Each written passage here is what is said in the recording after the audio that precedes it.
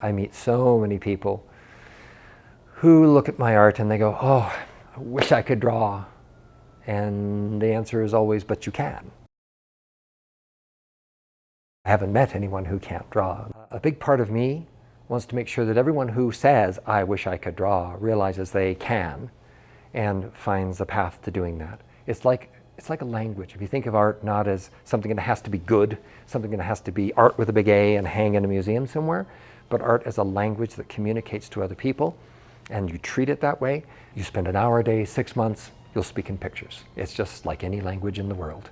And lo and behold, when you focus on communicating, it also gets good, especially the more you talk.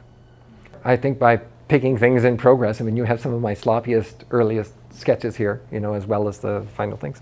I hope to realize that it's not magic. It looks like magic, but like any good magic trick, there's a craft to it, and there's layers. You build your trick, right? I keep telling everyone who wants to learn to draw that you draw it 3 times. At least I do. Always draw it 3 times. First, you just take blank paper, close your eyes, pour it down straight out of your imagination.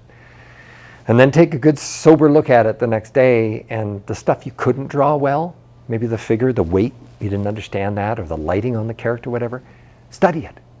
You find a person, get them to pose, get some fabric, drape it over top, get some lighting, decide where my eye is. Am I afraid of this person? Why don't we go down a little lower, make them scary, or maybe I'm diminishing them and their quest is huge. I get up on a chair and look down at them and so on. When you study, it's like cramming for an exam. And all of a sudden you start to vibrate because you got it. I got it, and it's almost coming out your ears. And that's when you put everything away, get a blank sheet of paper, and you perform it one last time.